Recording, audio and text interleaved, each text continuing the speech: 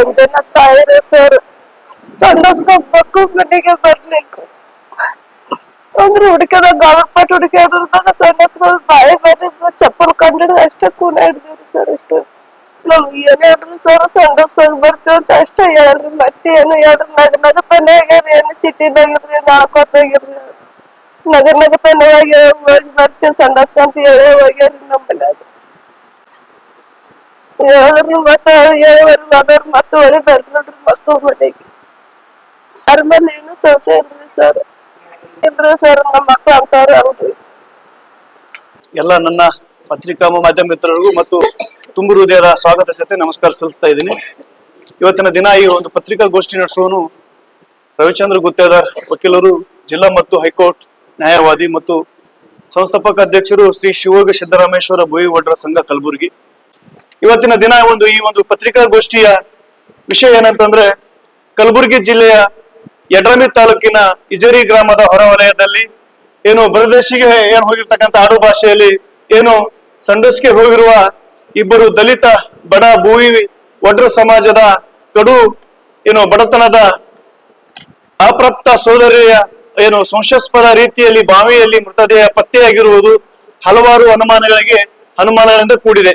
ಈ ಒಂದು ವಿಶೇಷ ಪ್ರಕರಣವನ್ನು ವಿಶೇಷ ತಂಡ ರಚನೆ ಮಾಡಿ ಮತ್ತು ಈ ಒಂದು ಬಡ ಕುಟುಂಬಗಳಿಗೆ ತಲಾ 25 ಲಕ್ಷ ರೂಪಾಯಿ ಪರಿಹಾರ ಧನವನ್ನ ನೀಡಬೇಕೆಂದು ಆಗ್ರಹಿಸಿ ಇದೇ ದಿನಾಂಕ 21/4/2026 ಜೇವರ್ಗಿಯಲ್ಲಿ ಭೂವಿ ವಡ್ರ ಸಮಾಜದ ವತಿಯಿಂದ ಏನು ರಿಲಯನ್ಸ್ ಪೆಟ್ರೋಲ್ ಬಂಕ್ ನಿಂದ ಮಾನ್ಯ ಏನು ತಹಸೀಲ್ದಾರ್ ಕಚೇರಿಯವರಿಗೆ ಮಾನ್ಯ ಮುಖ್ಯಮಂತ್ರಿಯವರಿಗೆ ಮನವಿ ಪತ್ರ ಕೊಡುವ ಮೂಲಕ ಒಂದು ಬೃಹತ್ ಪ್ರಮಾಣದ ಹೋರಾಟ ಹಮ್ಮಿಕೊಂಡಿದ್ದೀವಿ.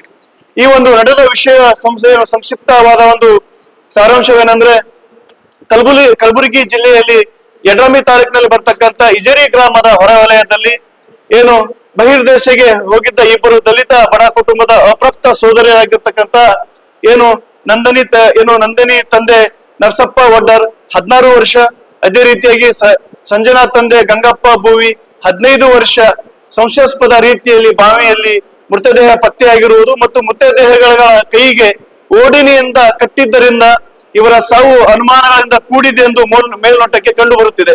ಸದರಿ ಘಟನೆ ಕುರಿತು ಜವರ್ಗಿ ಪೊಲೀಸ್ ಠಾಣೆಯಲ್ಲಿ ಏನು UDR ಸಂಖ್ಯೆ 5/2026 ಅಡಿಯಲ್ಲಿ ಪ್ರಕರಣ ಸಹಾಯನದ ದಾಖಲಾಗಿರುತ್ತೆ. ಮೃತ ಸಂಜನಾ ಇವರು ಗ್ರಾಮದ ಸರ್ಕಾರಿ ಪ್ರೌಢಶಾಲೆಯಲ್ಲಿ 9ನೇ ತರಗತಿ ಓದುತ್ತಿರುವ ವಿದ್ಯಾರ್ಥಿನಿ. ಘಟನೆಯ ಸಾರಾಂಶ ಏನಂತಂದ್ರೆ, ಭಾನುವಾರ ಸಂಜೆ 12/4/2026 ಇಬ್ಬರು ಬಾಲಕಿಯರು ಏನು ಬಹಿರ್ದೇಶಕ್ಕೆ ಹೋಗಬೇಕೆಂದು ಮನೆಯಲ್ಲಿ ಹೇಳಿ ಹೊರಟೋಗಿದ್ದರು. ತಡರಾತ್ರಿ ಆದರೂ ಮನೆಗೆ ಬರದೇ ಇದ್ದಾಗ ಕುಟುಂಬದವರು ಗಾಬರಿಗೊಂಡು ರಾತ್ರಿ ಇಡೀ ಗ್ರಾಮದಲ್ಲಿ ಹುಡುಕಾಡಿದರೂ ಸಹ ಸುಳ್ಳು ಸಿಕ್ಕಿರಲಿಲ್ಲ. ಆದರೆ ರಾತ್ರಿ ಸುಮಾರು 11ರಿಂದ 12 ಗಂಟೆಗೆ ಆ ಒಂದು ಬಹಿರ್ದೇಶಕ್ಕೆ ಹೋಗುವ ಜಾಗದಿಂದ ಸುಮಾರು 500ರಿಂದ 600 ಮೀಟರ್ ದೂರದಲ್ಲಿ ಇರ್ತಕ್ಕಂಥ ಒಂದು ಹಾಳು ಬಾವಿ ಹತ್ತಿರ ಇಬ್ಬರು ಮಕ್ಕಳ ಒಂದು ಚಪ್ಪಲಿ ಮತ್ತು ಒಂದು ಟಾರ್ಚ್ ಮೊಬೈಲ್ ಏನದಲ್ಲಿ ಒಂದು ಹೊರಗಡೆಯನ್ನ ಕಂಡು ಗಾಬರಿಗೊಂಡು ಸಂಬಂಧಪಟ್ಟ ಕುಟುಂಬದವರಿಗೆ ಮತ್ತು ಸಂಬಂಧಪಟ್ಟ ಪೊಲೀಸ್ ಇಲಾಖೆಗೆ ಅಗ್ನಿಶಾಮಕ್ಕೆ ಮಾಹಿತಿ ಕೊಟ್ಟಾಗ ಅಲ್ಲಿ ಬಂದು ನೋಡಿದ ತಕ್ಷಣ ರಾತ್ರಿ ಆಗಿರುವ ಸಂದರ್ಭಕ್ಕಾಗಿ ಬೆಳಗ್ಗೆ 7ರಿಂದ ಕಾರ್ಯಾಚರಣೆ ಮಾಡಿದಾಗ ಸುಮಾರು 10 ಗಂಟೆಯಿಂದ 11 ಗಂಟೆ ಸುಮಾರಿಗೆ ಈ ಒಂದು ನಮ್ಮ ಸೋದರಿಯ ಮೃತದೇಹಗಳು ಅನುಮಾನಾಸ್ಪದ ಒಂದು ರೀತಿಯಲ್ಲಿ ಕೈಗೆ ಓಡನೆಯನ್ನು ಕಟ್ಟಿಕೊಂಡು ಒಂದು ರೀತಿಯಲ್ಲಿ ಶವವನ್ನ ಪತ್ತೆಯಾಗಿರುತ್ತದೆ. ಆ ಒಂದು ಶವವನ್ನು ಸಿಕ್ಕ ನಂತರ ಪ್ರಕರಣ ದಾಖಲೆ ಮಾಡಿಕೊಂಡು ವಿಚಾರಣೆ ಮಾಡಿಕೊಂಡು ಒಂದು ಪೋಸ್ಟ್ ಮಾರ್ಟಮ್ ರಿಪೋರ್ಟ್ ಅನ್ನ ಮಾಡಿಕೊಂಡು ಸಾಯಂಕಾಲವನ್ನು ಮೃತದೇಹಗಳನ್ನ ಕುಟುಂಬಕ್ಕೆ ಸಲ್ಲಿಸಿರ್ತಾರೆ. ಆದ್ರೆ ಇವತ್ತಿನ ದಿನ ನಮ್ಗೆ ಕಾಡ್ತಕ್ಕಂಥ ಒಂದು ದೊಡ್ಡ ಪ್ರಶ್ನೆ ಏನಂತಂದ್ರ, ಶಾಲೆ ಕಲಿತಕ್ಕಂತ ವಿದ್ಯಾರ್ಥಿನಿಗಳು ಹೊರಗಡೆ ಶೌಚಾಲಯಕ್ಕೆ ಅಂತೇಳಿ ಹೋದಾಗ ಸುಮಾರು ಸಮಯ 7:30 ಗಂಟೆಗೆ ಹೋದಾಗ ಬರದೇ ಇದ್ದಾಗ ಗಾಬರಿಗೊಂಡು ನೋಡಿದಾಗ ಸುಮಾರು 600 ಮೀಟರ್ನಲ್ಲಿ ಹತ್ತಿರದಲ್ಲಿರ್ತಕ್ಕಂಥ ಒಂದು ಯಾರೂ ಇಲ್ಲದ ಒಂದು ಹಾಳು ಬಾವಿಯಲ್ಲಿ ಕೈಗೆ ಓಡಣಿಯನ್ನು ಕಟ್ಟಿಕೊಂಡು ಒಂದು ರೀತಿಯಲ್ಲಿ ಮಕ್ಕಳ ಶವವನ್ನು ಸಿಕ್ಕಿರೋದಕ್ಕಾಗಿ ಏನೋ ಒಂದು ದುಷ್ಟ ಶಕ್ತಿಗಳು ಅಥವಾ ಸಮಾಜಘಾತಕ ವ್ಯಕ್ತಿಗಳು ಆ ಒಂದು ನಮ್ಮ ಸೋದರಿಗೆ ಒಂದು ನೋವನ್ನುಂಟು ಒಂದು ಮಾಡಿರ್ತಕ್ಕಂಥ ಒಂದು ಸಂಶಯ ನಮ್ಮ ಮೇಲಿದೆ. ನಾವು ಯಾರಿಗೂ ಕೂಡ ಸ್ಪಷ್ಟವಾಗಿ ಅವರು ಇವರು ಹೇಳ್ತಾ ಇಲ್ಲ. ಆದ್ರೆ ತನಿಖೆಯನ್ನ ಸೂಕ್ತ ರೀತಿಯಲ್ಲಿ ತನಿಖೆಯನ್ನ ಮಾಡಿದಾಗ, ಪೊಲೀಸ್ ಇಲಾಖೆ ತನಿಖೆಯನ್ನ ಮಾಡಿದಾಗ ಸತ್ಯಾಸತ್ಯ ಬಯಲಿಗೆ ಬರುತ್ತದ.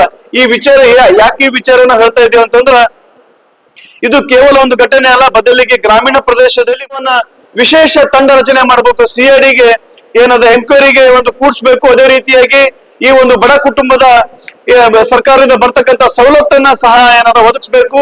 ಈ ಒಂದು ಪತ್ರಿಕಾ ಮಾಧ್ಯಮ ವತಿಯಿಂದ ನಮ್ಮ ಜೇವರ್ಗಿ ತಾಲೂಕು ಭೂಗೋಟ ಸಮಾಜ ವತಿಯಿಂದ ಇಲ್ಲಿವರೆಗೂ ಸಂಬಂಧಪಟ್ಟ ಅಧಿಕಾರಿಗಳು ಈ ಬಡ ಕುಟುಂಬದ ಮನೆಗೆ ಸ್ವಾಂತನ ಹೇಳೋದಾಗಿರ್ಲಿ ಅಥವಾ ಧೈರ್ಯ ತುಂಬುವ ಕೆಲಸವನ್ನು ಸಹ ಈ ಅಧಿಕಾರಿಗಳು ಮಾಡಿಲ್ಲ. ಹಾಗಾಗಿ ನಾವು ತಾಲೂಕು ದಂಡಾಧಿಕಾರಿಗಳಿಗೂ ಮತ್ತು ಇನ್ನಿತ ಸಂಬಂಧಪಟ್ಟ ಇಲಾಖೆಗೂ ನಾವು 21ನೇ ತಾರೀಕು ಒಂದು ಖಂಡಿಸಿ ಇವತ್ತಿನ ದಿನ ಮನವಿ ಪತ್ರವನ್ನು ಕೊಡುವ ಮೂಲಕ ನಾವು ಈ ಒಂದು ಬಡ ಕುಟುಂಬಕ್ಕೆ ನ್ಯಾಯ ಒದಗಿಸುವ ಒಂದು ಕಾರ್ಯಪ್ರವೃತ್ತಿಯಲ್ಲಿ ತೊಡಗಿದ್ದೀವಿ. ಹಾಗಾಗಿ ಈ ಹೋರಾಟಕ್ಕೆ ಎಲ್ಲಾ ಸಮಾಜದ ಸಂಘ ಸಂಸ್ಥೆ ಅಧ್ಯಕ್ಷರುಗಳು, ಸಮಾಜದ ಮುಖಂಡರುಗಳು ಮತ್ತು ಕನ್ನಡ ಪರ, ರೈತ ಪರ, ದಲಿತ ಪರ, ಇನ್ನಿತರ ಸಾಮಾಜಿಕ ಹೋರಾಟಗಾರರು ಈ ಹೋರಾಟಕ್ಕೆ ಕೈಯನ್ನ ಜೋಡಿಸಿ ಶಕ್ತಿಯನ್ನ ತುಂಬಬೇಕೆಂದು ಕಳಕಳಿಯಿಂದ ನಮ್ಮ ಭೂವಿಗೊಡ್ರು ಸಮಾಜದ ವತಿಯಿಂದ ನಾನು ಕಳಕಳಿಯಿಂದ ವಿನಂತಿಯನ್ನ ಮಾಡ್ಕೊಳ್ತಾ ಇದ್ದೀನಿ.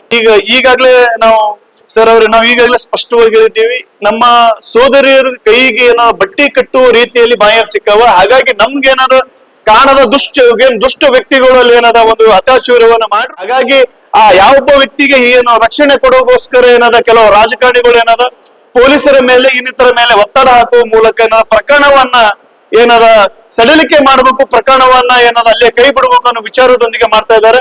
ಹಾಗಾಗಿ ನಾವು ಪೊಲೀಸ್ ಇಲಾಖೆಗೆ ನಾನು ಈ ಒಂದು ನಮ್ಮ ಭೂವಿಗೊಡ್ರು ಸಮಾಜದ ಒತ್ತಾಯ ಮಾಡೋದೇನಂದ್ರೆ, ದಯವಿಟ್ಟು ಆ ಬಾಯಿ ಹತ್ರ ಇರ್ತಕ್ಕಂಥ ಅಲ್ಲಿ ಹೋಗಿ CDR ಅನ್ನ ಹಾಕಿ, ಮತ್ತೆ ನಿಮ್ಮ ವೈಜ್ಞಾನಿಕ ಒಂದು ಉಪಕರಣಗಳನ್ನ ಮಾಡೋ ಮೂಲಕ ಯಾರ್ಯಾರು ಓಡಾಡಿದಾರ, ಯಾರ್ಯಾರು ಮೊಬೈಲ್ ಟವರ್ ಅನ್ನ ಆಗಿದೆ ಎಲ್ಲಷ್ಟು ಮಂದಿಗೆ ವಿಚಾರಣೆ ಮಾಡಿದ್ರೆ ಸತ್ಯ ಅಸತ್ಯ ಬಯಲಿಗೆ ಬರ್ತದ. ಬಡ ಕುಟುಂಬಕ್ಕೂ ನನ್ನ ಸೋದರಿಗೂ ಸಾವಿಗೂ ಕೂಡ ನ್ಯಾಯನ ಸಿಗುತ್ತದ ಒಂದು ವಿಚಾರದೊಂದಿಗೆ ತನಿಖೆಯನ್ನ ಮಾಡ್ಬೇಕಾಗ್ಯದ. ಹಾಗಾಗಿ ತನಿಖೆಯನ್ನ ಚುರುಕು ಮಾಡೋಕ್ಕೋಸ್ಕರನೇ 21ನೇ ತಾರೀಕು ನಾವು ಬೃಹತ್ ಹೋರಾಟವನ್ನ ಜೇವರ್ಗಿ ಪಟ್ಟಣದಲ್ಲಿ ಹಮ್ಮಿಕೊಂಡಿದೀವಿ ಸರ್.